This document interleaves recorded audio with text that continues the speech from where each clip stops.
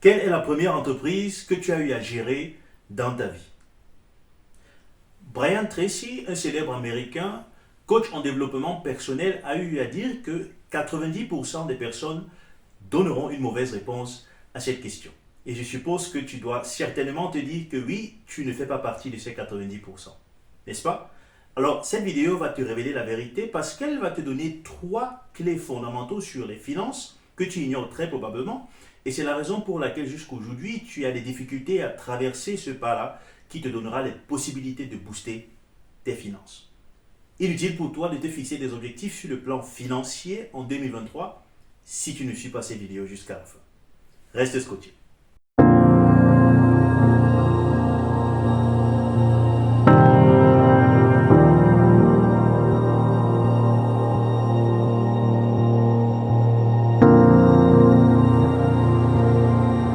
Salut à toi, moi c'est Arnaud de la chaîne Wine Investor. Je suis investisseur et entrepreneur en Allemagne et en Europe. Je suis d'ailleurs à la tête d'un patrimoine de vins rares d'investissement avec une valeur estimée aujourd'hui à plus de 85 000 euros. Je suis par ailleurs propriétaire d'une entreprise qui produit du vin en Allemagne et qui pour cela est active sur toutes les étapes de la chaîne de valeur. La production des raisins, la transformation en vin, l'embouteillage et la distribution. Sur cette chaîne, je te parle d'investissement et d'entrepreneuriat avec des astuces pratiques qui vont te permettre de sortir aussi de ta zone de confort pour atteindre tes propres objectifs. Je vais donc te demander de liker cette vidéo et de la partager au max pour qu'un bon nombre de personnes puissent profiter de mon contenu autant que toi, de t'abonner et bien évidemment d'activer la cloche de notification pour être à la première de toutes nos vidéos.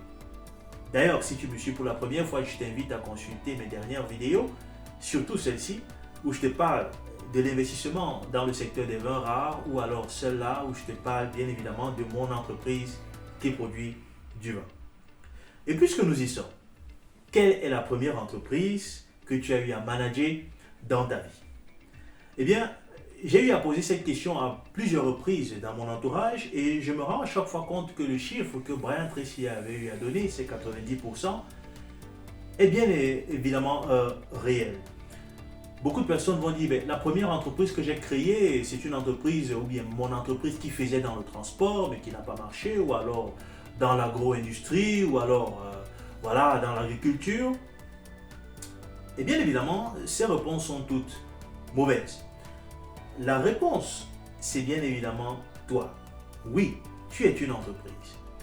Pourquoi? Parce qu'une entreprise n'est rien d'autre qu'une entité qui va dépenser de l'argent pour remettre sur le marché un produit ou des services qu'elle va vendre pour avoir des entrées d'argent. Et surtout, elle va se rassurer que chaque année, elle a beaucoup plus d'entrées d'argent que de dépenses afin de garantir un bénéfice qui va permettre à l'entreprise de grandir davantage et de se générer au fil du temps de bonnes richesses. Et c'est bien évidemment ce que tu fais en tant que salarié. En tant que salarié, tu vas vendre, n'est-ce pas, tes compétences auprès d'une entreprise. Mais sauf que chaque jour, tu vas dépenser de l'argent pour payer un taxi ou alors pour carburer ta voiture ou entretenir la voiture qui te permet d'aller chez ton employeur chaque matin. Tu vas dépenser de l'argent pour peut-être avoir des vêtements pour ceux qui travaillent dans les bureaux, assez convenables pour s'entretenir avec des collègues et des entreprises auprès desquelles on représente notre employeur. Eh bien, malgré tout ceci, on voit qu'un bon nombre de personnes, après plusieurs années de travail, se retrouvent plus ou moins toujours à la même case de départ. Et quand je parle de personnes, je parle ici de deux catégories. La première catégorie concerne ces personnes qui vont dire, bon, moi je gagne largement au-dessus, largement plus que ce que je dépense, donc voilà, je n'ai pas besoin de m'inquiéter par rapport aux finances. J'ai une bonne et une mauvaise nouvelle pour toi. Du moins, la mauvaise nouvelle, c'est que certes tu dépenses, tu gagnes plus que ce que tu dépenses, mais à tout moment, tu peux basculer vers un autre côté et tomber dans un trou duquel tu ne sortiras presque plus jamais sur le plan financier.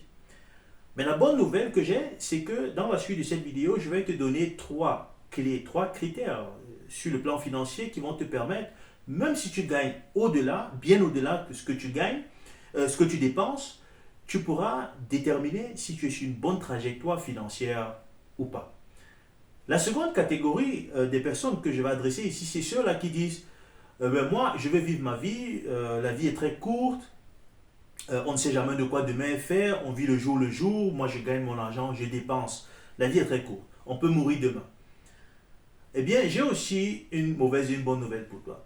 La mauvaise nouvelle, eh bien, c'est qu'il faut te réveiller, mon gars, parce que ne vit bien celui qui va à Dubaï, par exemple, avec madame, financer un voyage à 6 000 € pour entrer manger des arachides grillés. Mais vis mieux, surtout celui qui va certes s'offrir des vacances, nous tous on en a besoin, dans un cadre bien défini qui ne va pas déstabiliser sa santé financière. Et la bonne nouvelle, c'est que oui, tu as raison, la vie est très courte, on ne sait jamais de quoi demain est fait, et c'est la raison pour laquelle il faut se préparer de manière financière. Comment gérer donc sa vie financière? Comment s'assurer une bonne santé financière? Eh bien, Brian Tracy avait dit Success leaves tracks. La réussite laisse des traces. Eh bien, puisque nous sommes tous des entreprises, pour se garantir une santé financière, il faut bien évidemment suivre les traces des entreprises à succès qui ont su garantir leur existence pendant plusieurs décennies. Regardez ce qu'elles ont fait et regardez surtout ce qu'elles font aujourd'hui. Et tu seras peut-être surpris de savoir que toutes ces informations sont résumées dans ce qu'on appelle le bilan. D'ailleurs, je t'invite chaque année, au moins une fois par année, par an, à poser toi-même ton propre bilan à la maison. Et quand je parle de bilan, je parle de celui-là qui est identique, du moins en termes de structure, du moins au bilan que vont déposer les grosses structures, les grandes entreprises qui ont plusieurs employés. Et dans ce bilan, on va considérer, du moins on va regarder plusieurs classes d'actifs. On a principalement deux classes d'actifs. Des actifs immobilisés, donc tous ces biens qui vont rester en possession de l'entreprise pendant 2, 3, 4 ans ou plus et qui permettent bien évidemment à l'entreprise de fonctionner. Donc les véhicules pour les commerciaux qui vont se déplacer, les bureaux, les tables, les chaises, les machines. Pareil pour toi aussi en tant qu'individu, tout ce que tu as besoin comme voiture pour aller au travail, des habits, des ordinateurs, les téléphones et ainsi de suite. Mais on considère aussi la classe des actifs circulants. Donc ce sont là des actifs qui vont changer de manière régulière au courant d'une année. Donc là, on a ce qu'on a comme somme en caisse, comme montant en banque, mais aussi ce qu'on a comme créance. Une entreprise peut avoir fourni des produits à un client qui va payer sur 30, 45 jours selon le contrat de livraison. En tant que personne privée, on peut aussi avoir prêté de l'argent à des personnes qu'on estime sauvables et qui seront amenées à rembourser cette somme-là. D'un autre côté du bilan, on voit aussi le capital. Et le capital est composé de deux parties générales. De manière générale, on a le capital propre, c'est-à-dire l'argent qu'en tant que propriétaire ou actionnaire de l'entreprise, on a mis sur pied pour assurer le fonctionnement de l'entreprise. Mais on a aussi des dettes. Une entreprise va, dépendamment du secteur d'activité dans lequel l'entreprise se trouve, ou dans la plupart des cas, on a toujours des dettes pour booster en fait la rentabilité de l'entreprise. Et dans les dettes, on parle des dettes sur le court terme et des dettes sur le long terme. Les dettes sur le court terme sont les dettes que l'entreprise va rembourser sur les prochains 12 mois et les dettes sur le long terme sont celles que l'entreprise va rembourser au-delà de 12 mois, donc après, à partir du 13e mois. Eh bien, ce sont ces clés, du moins ces indices clés qu'on va utiliser pour analyser la santé financière d'une entreprise et que bien évidemment tu vas utiliser pour analyser ta propre santé financière, puisque tu es une entreprise. Alors, le premier point que je vais aborder ici, c'est le premier critère, le premier facteur, c'est le rapport entre ton apport personnel et la valeur de tes biens immobilisés, de tes actifs immobilisés. Donc, tout ce que tu as comme voiture, tout ce que tu as comme téléphone, tout ce que tu as comme ordinateur, télévision, fauteuil, cuisinière, frigo, ainsi de suite. Tout ce qui reste à ta possession pendant 2 ans, 3 ans, 4 ans et bien plus que cela. Eh bien, il faut savoir que les banques ont bien évidemment fixé en fait des normes pour ce rapport-là, dépendamment du type de secteur dans lequel l'entreprise est active. Pour une entreprise, par exemple, qui est dans le secteur industriel, les banques ont fixé un rapport de 50%.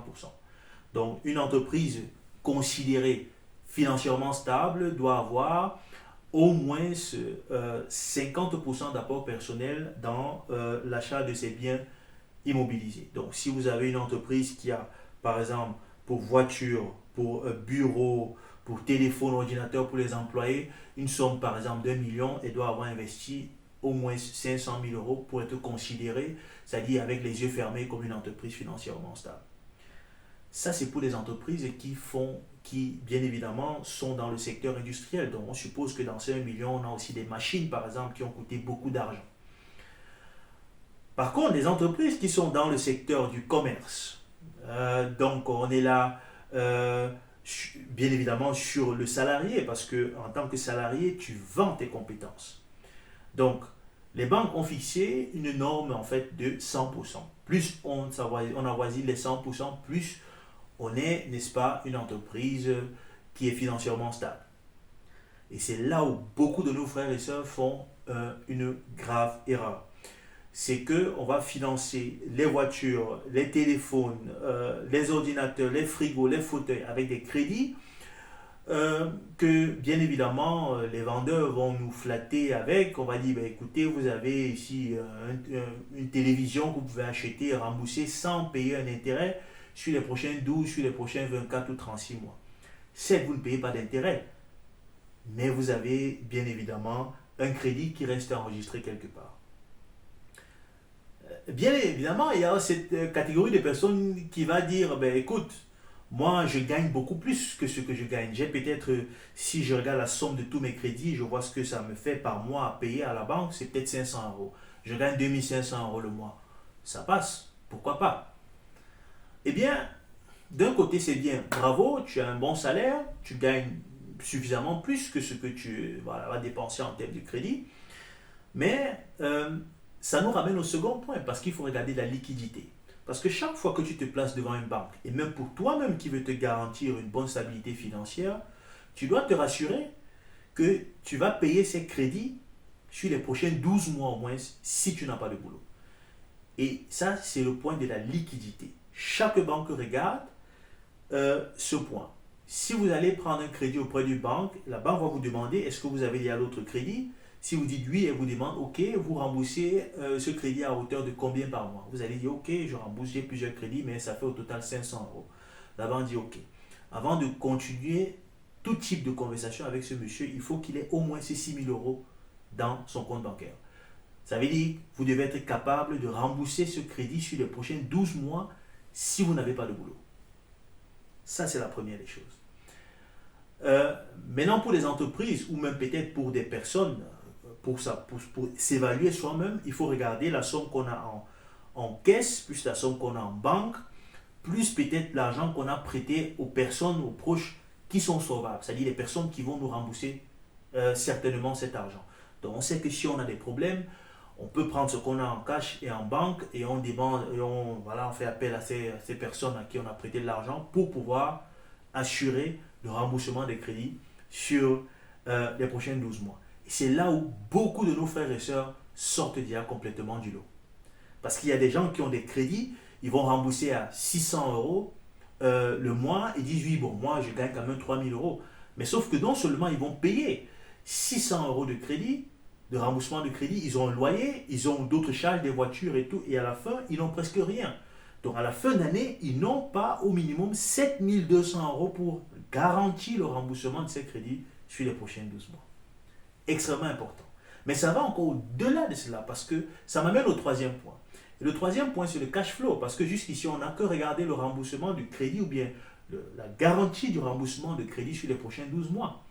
Mais les crédits, dans la plupart des cas, ça se rembourse sur 2 ans, sur 3 ans, donc 36 mois ou plus. Donc, ce qu'il faut savoir, il faut retenir ceci, c'est extrêmement important. Parce que le cash flow, ce n'est pas seulement l'épargne qu'on a à la fin d'année, mais c'est l'épargne plus la dépréciation. Ça, c'est une analyse personnelle. Chacun d'entre nous a des ordinateurs, a des télévisions, a des voitures et ainsi de suite. Chacun de ces actifs immobilisés va être amené à perdre de la valeur, à se dégrader à un moment donné. Donc, chacun de ces actifs a une durée de vie, à la fin de laquelle il faut penser à l'achat de nouvel actif. Parce que c'est justement des choses qui garantissent le fonctionnement de notre train quotidien. Donc, ce n'est pas à la fin de la durée de vie de ces actifs qu'on va commencer à se poser la question à savoir comment est-ce qu'on achète encore un nouveau téléphone? Comment est-ce qu'on achète une nouvelle télévision? On doit préparer ça déjà à l'avance. Donc, quand vous achetez une télévision qui coûte, je donne un exemple, 500 euros et que vous savez que cette télévision, vous allez l'utiliser sur les prochains 5 ans, ça veut dire que chaque année, vous devez mettre 100 euros de côté au minimum. Mais nous savons que dans 5 ans, cette même télé ne coûtera pas 500 euros parce qu'avec l'inflation, les prix vont augmenter. Donc, et on aura une nouvelle génération. Donc, mais pour faire un calcul très simple, chaque année, vous mettez 100 euros de côté.